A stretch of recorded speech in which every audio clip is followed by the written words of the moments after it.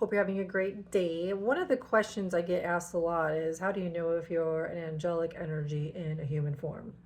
So there's a couple of identifiers. Not all of them are going to be 100%. You have to, number one, always use your discernment. Always. You always have to tap into your own intuition and your own guidance system and hope that it's clear and you're actually receiving accurate messages. And with that said, ask, show me accurately or show me accurate messages. Please remove any distractions or any other energies that are trying to impede on my intuition, because they're out there and they're doing it.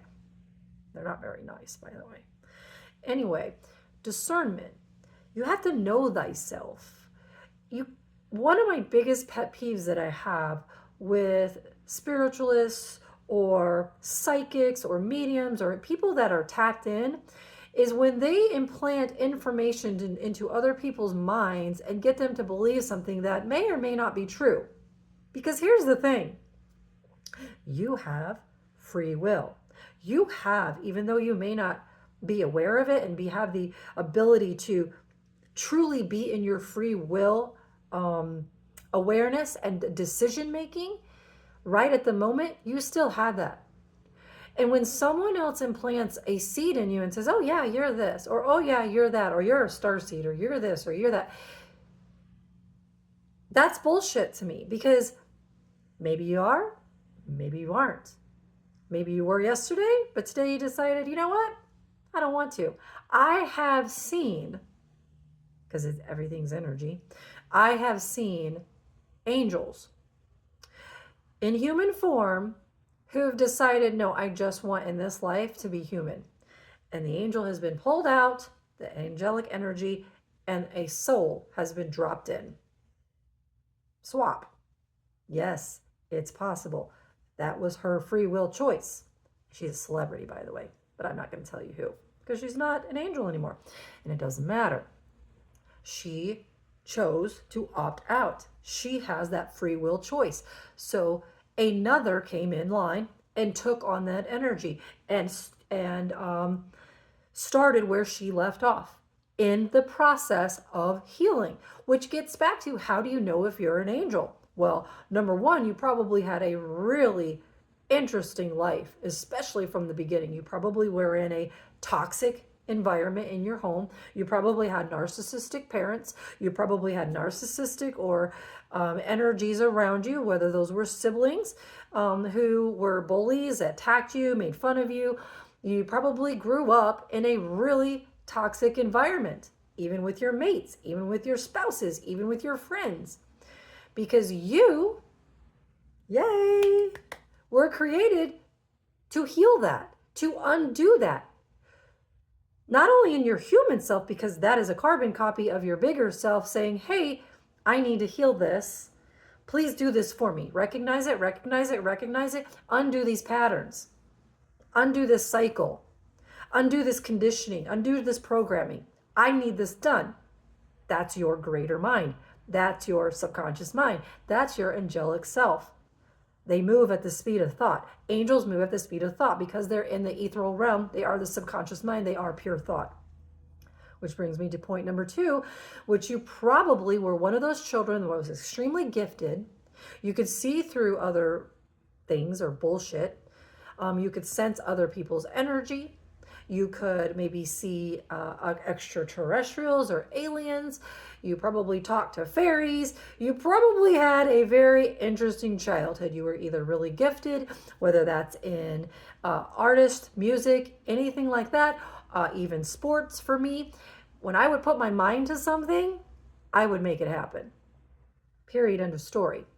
Because I knew at a young age that I had those abilities to create, manifest whatever I wanted at will. Why? Because I'm an angel, and that's what we do. We think of something, we create it, we move on. We think of something, we create it, we move on. We think of something, we create it, we move on. We don't stay stuck in patterns and programmings, not at that level. Although we have gotten stuck at that level, which is why you're here, which is why you're undoing this. We are literally unraveling the universe. Think about that. Take a moment to think about the power you hold if you truly are an angel in a body. You are literally unraveling the universe, your portion of the universe. You're a piece of the puzzle, the bigger puzzle. You're one of the puzzle pieces. You're undoing that. All the programming, all the conditioning, all the old belief systems within your family dynamic. Which gets me back to the next point. If you had narcissistic parents, it was your goal to heal that aspect. And you understand it as an angel, as a higher perspective being that, and you're looking down at your life and you wrote it out before you got here. And he said, I picked all of those players, every single one of them. I chose them for my movie. I chose them for this life. Why did I do that? I need to learn this, and that. So how could, Jesus said this, how could you be upset with your mother, your father, your siblings, those people in your life? How could you hold grudges or be upset with them when you're the one that chose them? You're the one that chose them so that you could learn that lesson, so that you could feel the emotions, so that you could undo it, change it. How do you create a new future? Yes, you manifest it in your mind, but if you're carrying baggage and weight from the past and you're holding on to the past and the past is not clear, the subconscious is not clear, then you will carry that forward and you will repeat the patterns. You will repeat the programming. The cycles will repeat. We are getting off of this cycle, this big cycle, these small cycles, they're all the same. So that's what you are doing. You are healing not only your family, the generations, and also collective universe. If you're an angel, that's what you're doing. At a universal level, that means you are infiltrating and changing and healing a ton of beings out there, which is huge. That's why you have to be very careful about what you think, what you do, how you feel as you get further along into this process. You've got to change your own perspectives as well. The family dynamic is dysfunctional. It's messed up. Look around you. How many people are truly living authentic lives where they're being their true selves and they're happy and they're loving and they're kind and they're good and they do the right thing? Less than 1%. But we've got to get to that point. How do you get to that point? By doing the work that you're doing. You have to undo and heal everything in your life. And when it comes to your mother and father, you've got to change your perspective, because what probably happened is because you grew up in that dysfunctional, toxic environment as a child, your entire root chakra, your entire stability here in the material plane was ripped from you. It's cracked. It's on a foundation of sand. You're going to have to rebuild that. You're going to have to go down into that aspects of self, your little self, your inner child self that was abandoned, that was abused, that was beaten, that was left, that was neglected. All of those things. You're going to have to bring him or her back into you and heal her. And then you're going to have to change the way you view mother and father. Your viewpoint of mother and father as a child is your viewpoint of mother and father as God. And you've got to be able to change that. Whether your mother and father are currently alive, my mother happens to be alive still, but she is extremely toxic. I cannot have her in my life. She is not a good perspective of mother. Not for me. I am changing and creating a new mother for me, a new foundation for me. My 4 pillars, I'm making them stable like a chair. What are your 4 pillars? Spiritual, mental, emotional, and physical. Most of you are going through either one of these phases. In some cases, you're doing them all at the same time. That's part of the healing process. But you've got to rebuild your foundation as a child and get back into that childlike energy. You want to know what God is? True God. If you get back to God and you witness God and you experience God, what did God look like to me? a little child riding a massive dragon, big fat one. And it was like, woo! Like a kid. Look at kids. They are a perfect example. They're happy. They love each other. My friend. Yay! But that's been ripped from you. That innocence, that pure innocence, and it's done on purpose. It's done to keep you bound and stuck here in the material plane, in the matrix.